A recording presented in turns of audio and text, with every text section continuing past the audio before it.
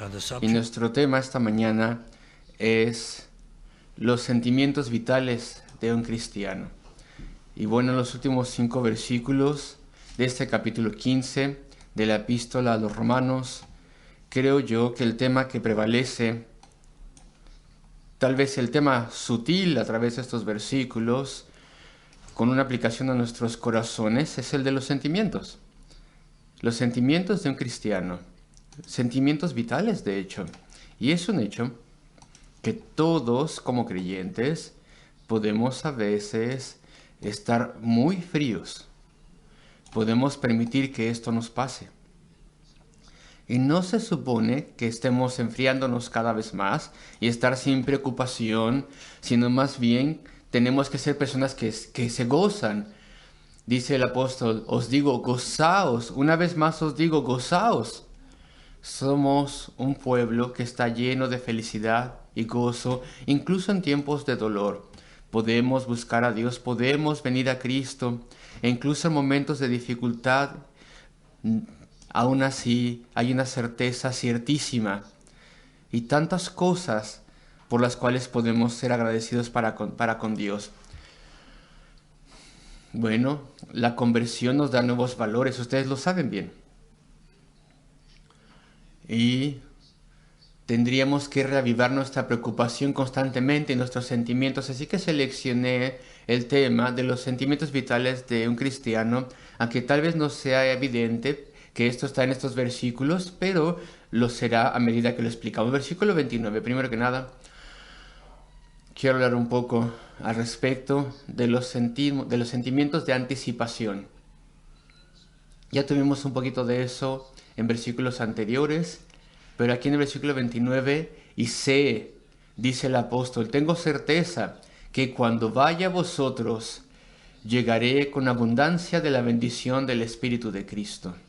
¿No veis aquí la anticipación que el apóstol tiene? El apóstol la llama esperanza. Por ejemplo, el 15, versículo 4, al final del versículo 4, donde dice, a fin de que por paciencia la consolación de las Escrituras tengamos esperanza. Y ya habíamos dicho que el griego significa anticipación.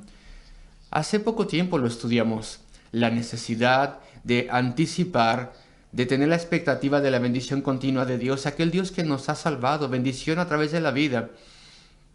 Y tenemos que anticipar también la gloria eterna y el final de nuestro camino, y el apóstol lo vuelve a mencionar.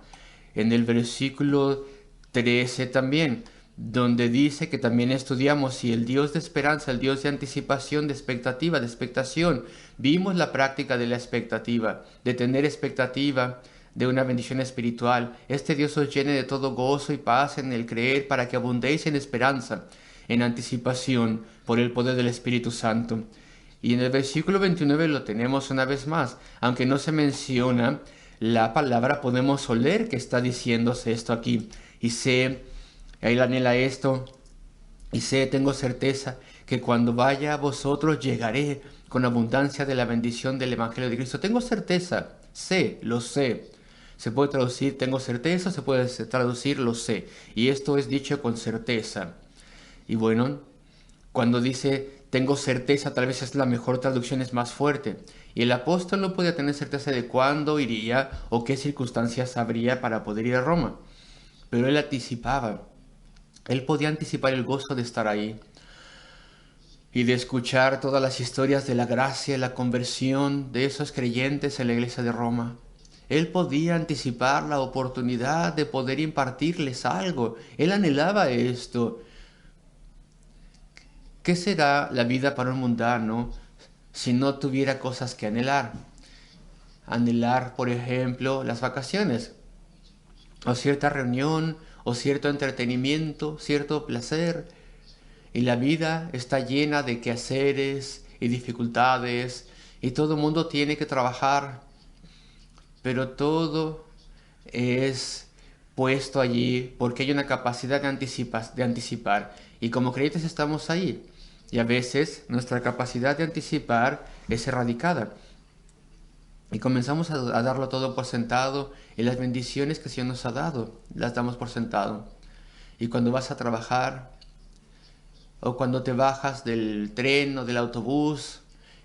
Tal vez tienes que caminar y tal vez no anhelas todo ese tiempo de estar viajando en autobús o en metro, en tren. Y tal vez estás acostumbrado al caminar que tienes que caminar y tal vez no lo anticipas, no lo anhelas, no tienes ganas de eso. No intentas ponerte en un entusiasmo artificial para que en los últimos metros antes del trabajo estés contento. Y nosotros podemos tener el mismo tipo de indiferencia al respecto de las cosas espirituales, lamentablemente. Y venimos a un culto, no necesariamente con tristeza, pero sin anticipación, sin haber reflexionado, sin habernos preparado, sin tener gozo. Dejamos que el enemigo de las almas se apodere de nuestros pensamientos. Esto nos puede pasar y el apóstol nos da un poco de instrucción al respecto de su procedimiento y aquel procedimiento que tendríamos que adoptar. Él no sabe cuándo iba a ir a Roma y bueno, él no fue en las circunstancias que él deseaba como un hombre libre. Él fue en algún momento después como un prisionero, obligado a apelar al César y vino en cadenas.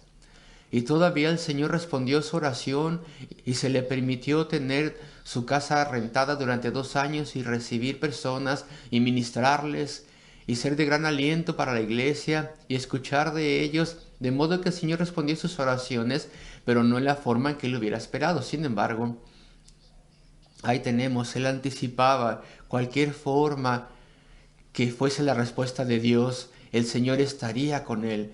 Y él tenía certeza de que eso sucedería y podría impartir grandes cosas a las personas para sus corazones y almas, por amor a ellos.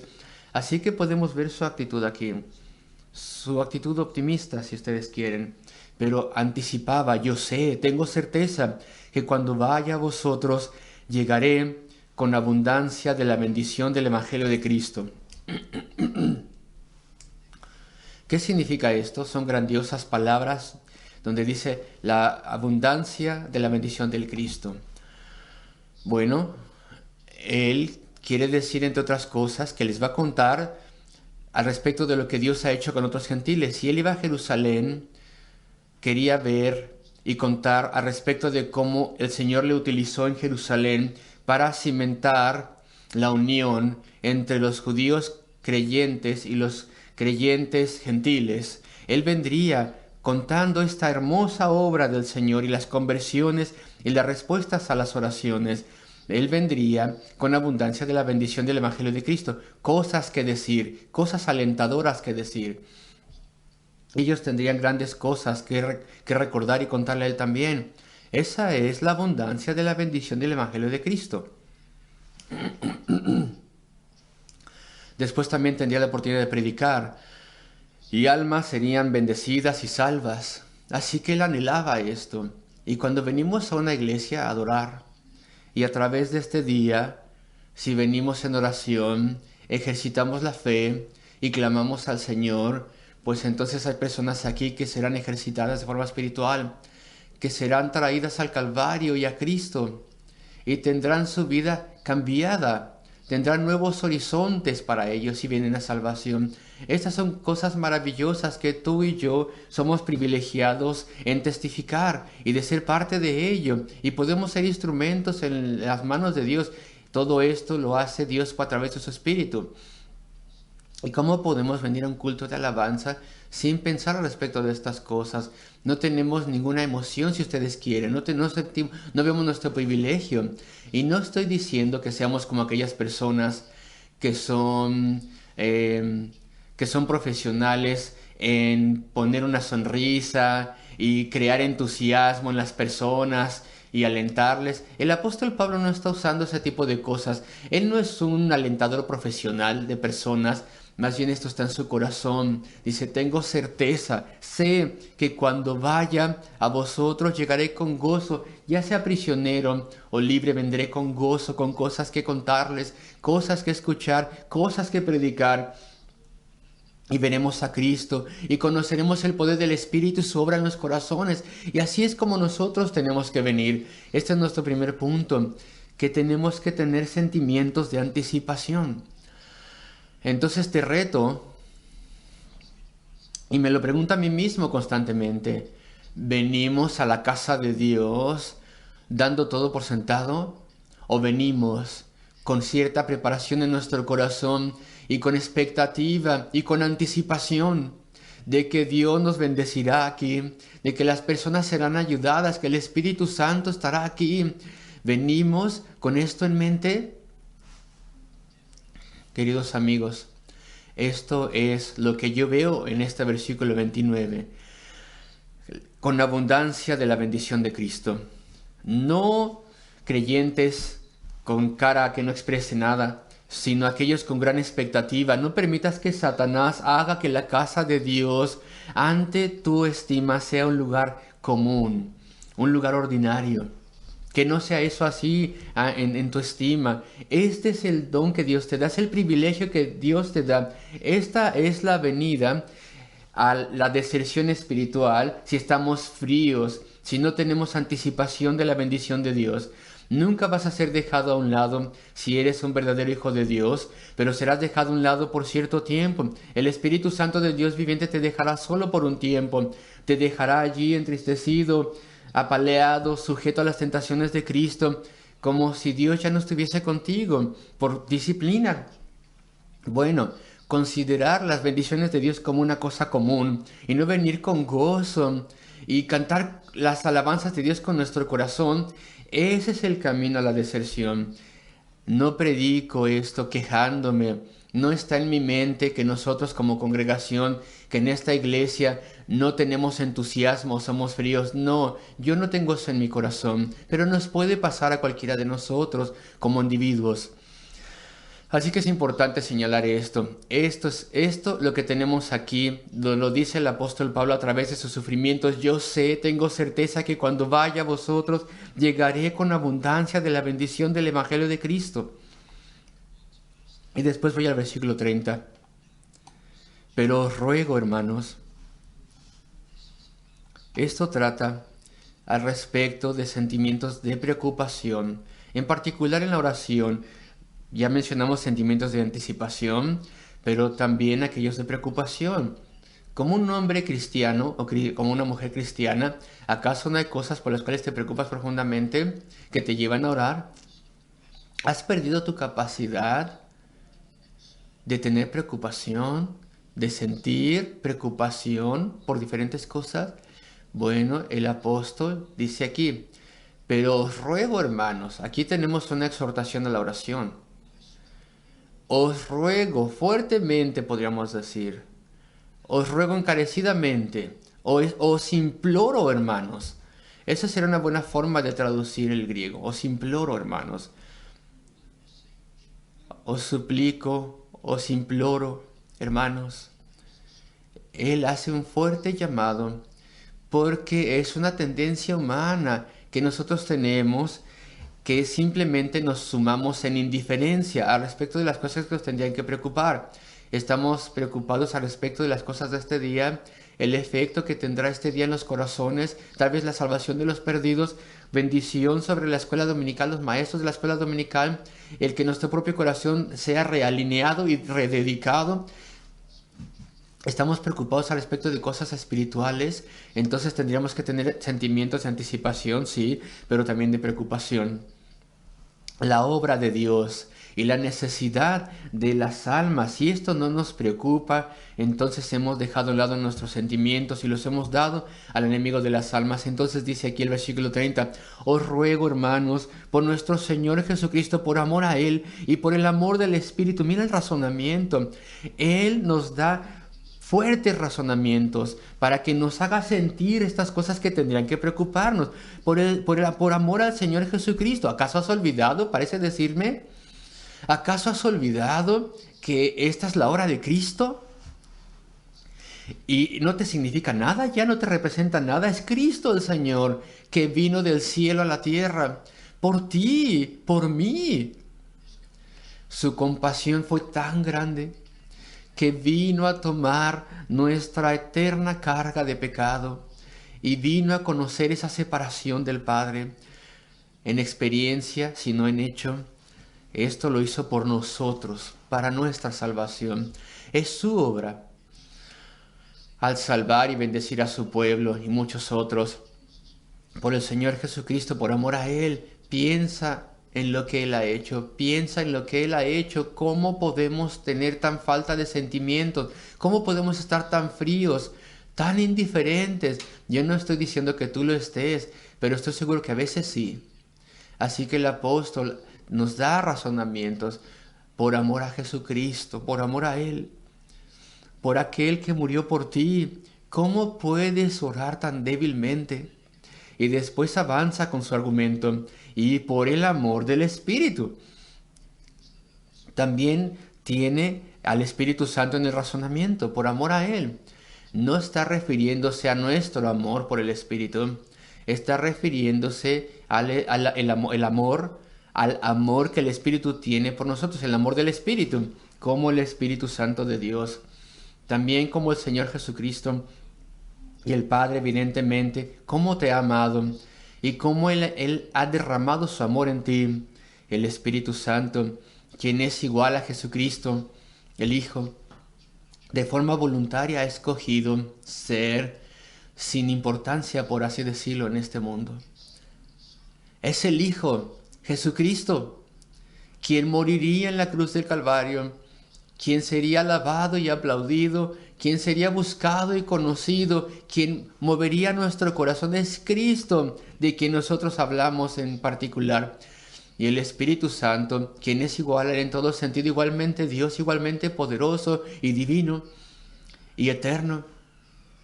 Él ha escogido, el Espíritu Santo ha escogido ser aquel que vive en la sombra de Cristo, a la sombra de Cristo, quien es mencionado menos frecuentemente, quien no es buscado y adorado directamente en las oraciones que tenemos de ejemplo en la Escritura. Es el Espíritu Santo quien escoge ser aquel que es invisible. ¿Por qué?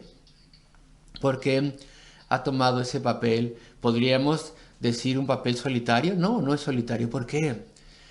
Por su amor que tiene por nosotros. Él sería aquel quien obra de forma secreta en el corazón, obrando en nuestra conciencia, ayudándonos a entender la Escritura, iluminándonos. Él sería aquel que, como dice Santiago en su carta, o Jacobo en la carta que se llama Santiago, protegiéndonos de todas las cosas tontas en las cuales tropezaríamos.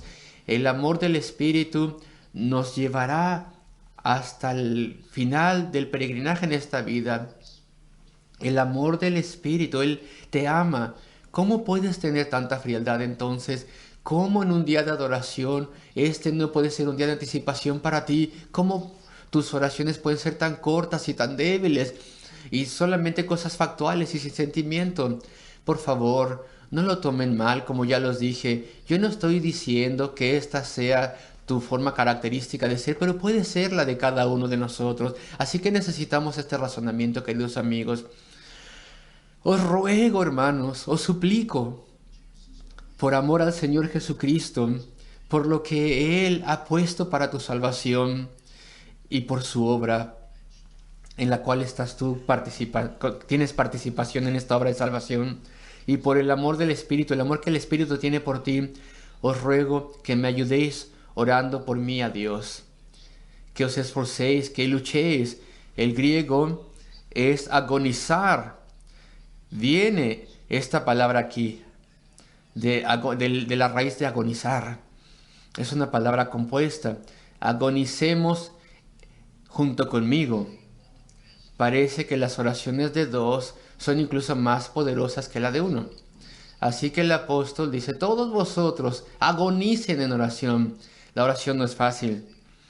Necesita sentimiento, necesita fervor, necesita fuerte deseo. Es por eso que no puedes dejar que tus sentimientos se te escapen, porque tus oraciones no pueden ser escuchadas. Tienes que tener sentimiento en esto, deseo, fe, que os esforcéis, que luchéis en vuestras oraciones. El Señor Jesucristo, se acordarán en el huerto de Getsemaní, cuando ya era claro, y siempre lo fue, pero en ese momento fue bastante vívido lo que tenía que sufrir para poder quitar nuestro pecado, y clamó a Dios, porque a pesar de que Él era Dios, todavía Él era Dios en un cuerpo humano y en esa carne que era débil. como la de cualquier otro cuerpo humano. Él no era pecaminoso, pero sí era débil su carne también, como la nuestra, y clamó a Dios el Padre que le sostuviera y que le capacitase. ¿Cómo clamó? ¿Con una cosa factual nada más? ¿Con algo frío? No, él oró con mayor fervor. Y, por así decirlo, ese sudor fue como sangre que caían al suelo. Eso puede pasar en instancias muy extrañas en las que una persona puede estar bajo tremenda tensión. Esa persona puede sudar sangre y eso le pasó a Cristo. Ese es un sentir en la oración. ¿Tú quieres decir que el Hijo de Dios, que siempre estaba unido al Padre, cuando estaba en un cuerpo humano, tuvo que esforzarse y luchar en oración? Pues sí, sí, esa es la naturaleza de la oración. Este esfuerzo no gana nada ni se merece nada, pero esa es la oración verdadera. Y entonces el apóstol dice, necesitas tus sentimientos y tendrás sentimientos de preocupación por los perdidos, por tu hijo, por tu hija que están lejos del Señor, por todo tipo de necesidad, todo lo que necesitas, pero en especial necesidad espiritual. Tienes que tener un profundo sentido y preocupación y no permitas que eso se te escape. Eso es lo que el apóstol dice. Pero os ruego, hermanos, por nuestro Señor Jesucristo, por amor a Él y por el amor del Espíritu, que me ayudéis orando por mí a Dios.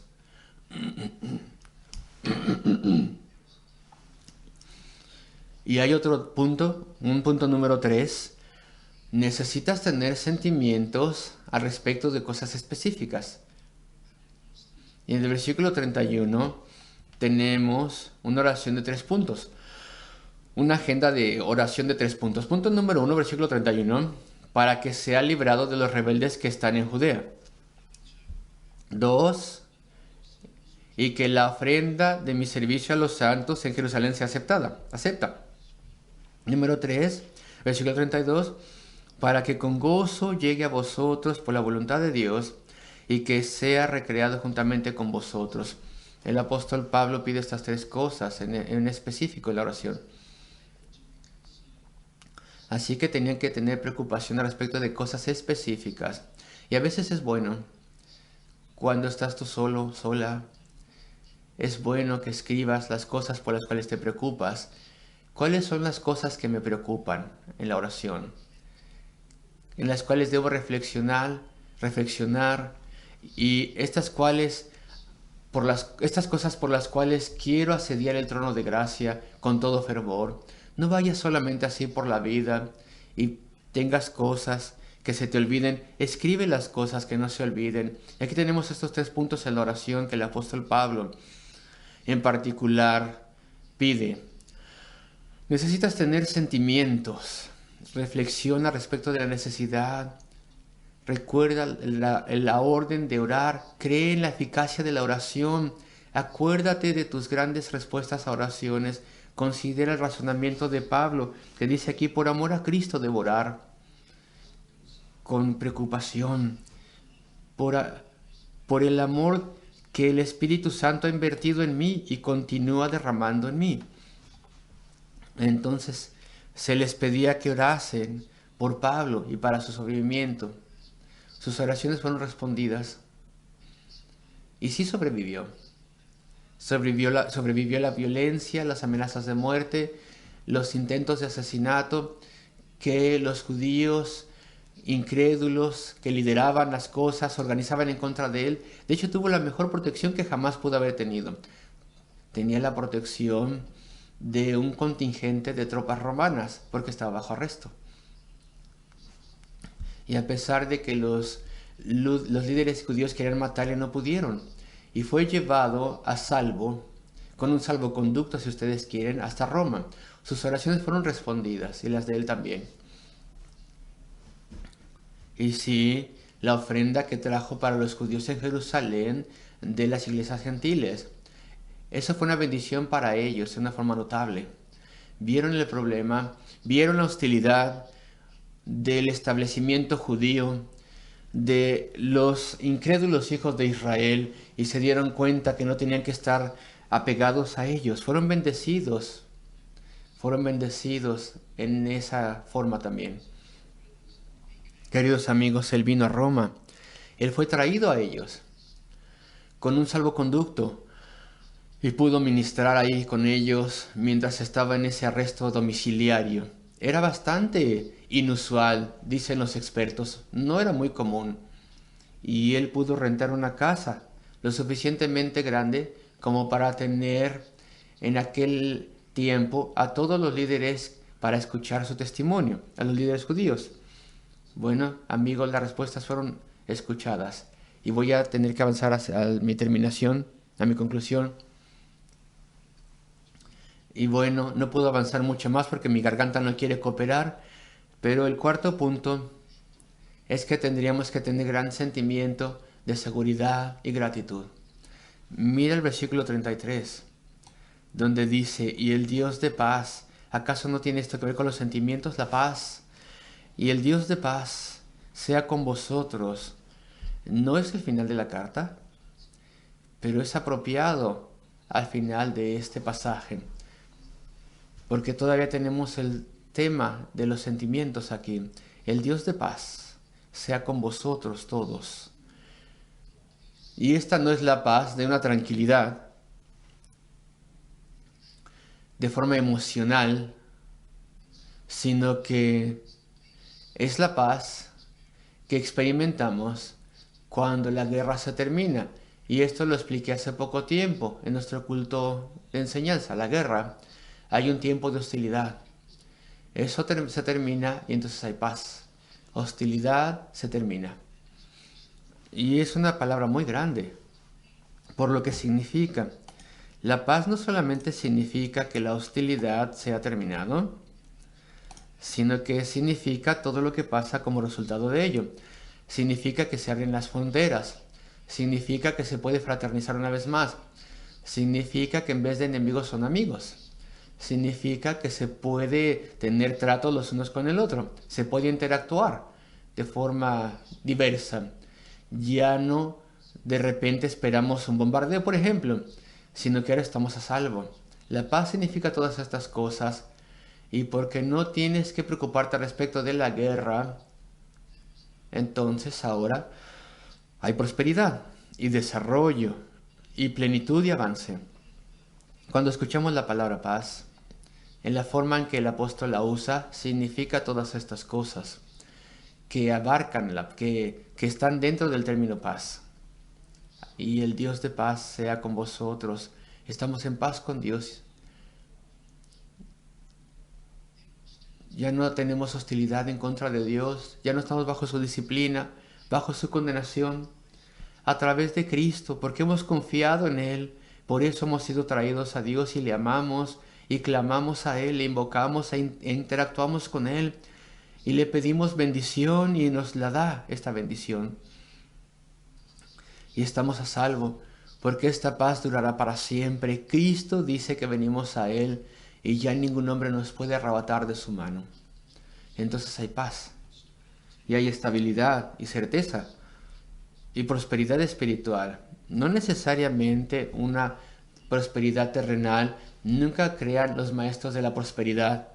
Ellos no están obteniendo sus ideas de la Biblia, sino que están en contra de la Biblia y verdaderamente están en un error, y es peligroso lo que dicen. Pero bueno, sí tenemos prosperidad espiritual y felicidad y paz con Dios, paz el uno con el otro, paz en nuestro corazón. ¿Tú aprecias y valoras la paz? ¿Puedes meditar en esto? La doctrina de la perseverancia de los santos es la que tenemos aquí. Tan indigno como soy y con tanta tendencia que tengo para caer, Dios me llevará hasta el final, me sostendrá. Cuando me aparte, y esto no es para que me aliente a escaparme del camino, cuando hierre, me traerá de vuelta, aunque me tenga que disciplinar, me traerá de vuelta. En Él tengo paz con Dios y seguridad, y Él me bendecirá y me ayudará.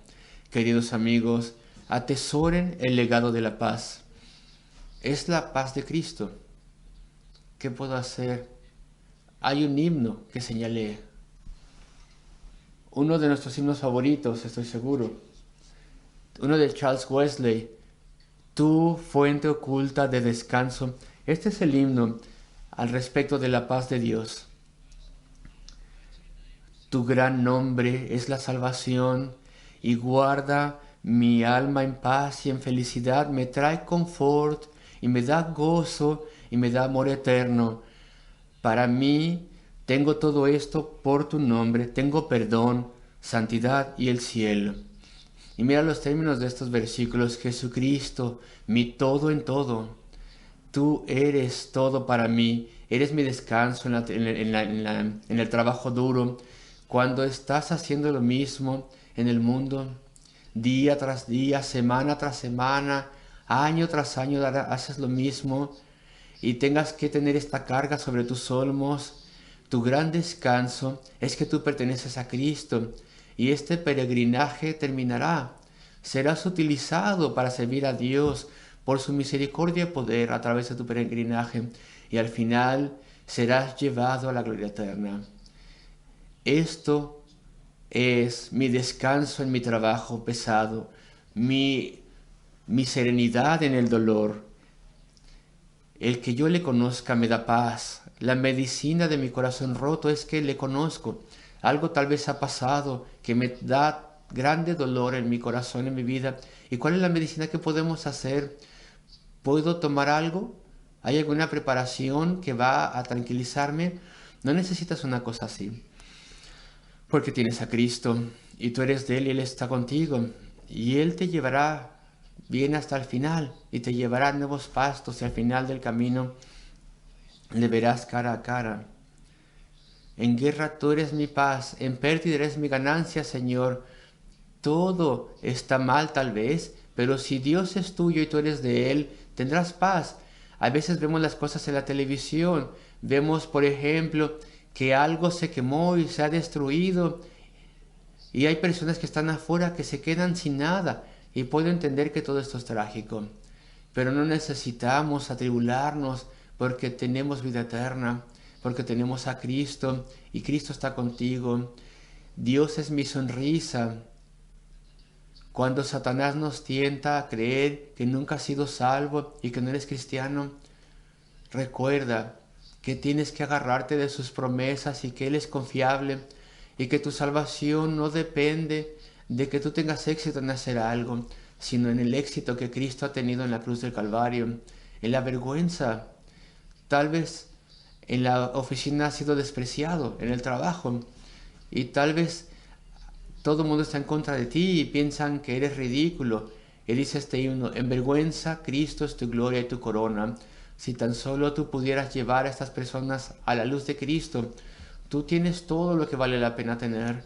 Y estos versículos de este himno avanzan. Y mi tiempo se termina. Debo terminar. El Dios de paz sea con vosotros. Gozaos en la paz de Dios, que sobrepasa todo entendimiento. Acuérdense que es el legado de Cristo. Tú meditas al respecto de esto. Tú sabes que le dijo a los discípulos. Una de las últimas cosas que le dijo, mi paz os doy. Mi paz os doy. Es su legado, la paz. Reconciliación con Él y todo lo que fluye a través de esta paz.